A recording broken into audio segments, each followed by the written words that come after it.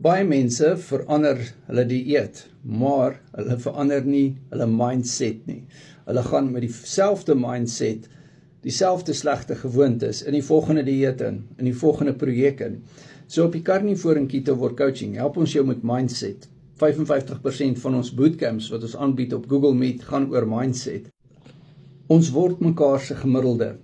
As jy slegte gewoontes het, slegte interpretasies het hoe jy dinge sien, byvoorbeeld as jy kos gebruik om jou emosioneel op te lig, as 'n kruk, as jy byvoorbeeld kos gebruik as 'n geselligheidsfaktor, wat nie verkeerd is nie, maar dit skep vir jou 'n metaboliese frustrasie.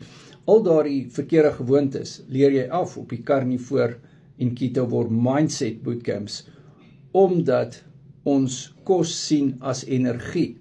En ons almal het daardie denkwyse. En jy kan deel vorm van dit. Maar die coaching wat ek en jy gaan doen, gaan wees op WhatsApp video call. Ons het Mindset 41. Nou, donderdagoggend 10:00. Dit is gewoonlik 6:00 in die aand. Dit wissel so 2 weekliks. My nommer is in die bio. Ons doen ook opvoedkundige bootcamp, soos die Cortisol bootcamp, wat ons nou Sondag aand 7:00 gedoen het, en dan vind dit weer nou Woensdag 10:00 plaas. Ons doen video-opnames van al die bootcamps en jy kan dit bestel. My nommer is in die bio, WhatsApp.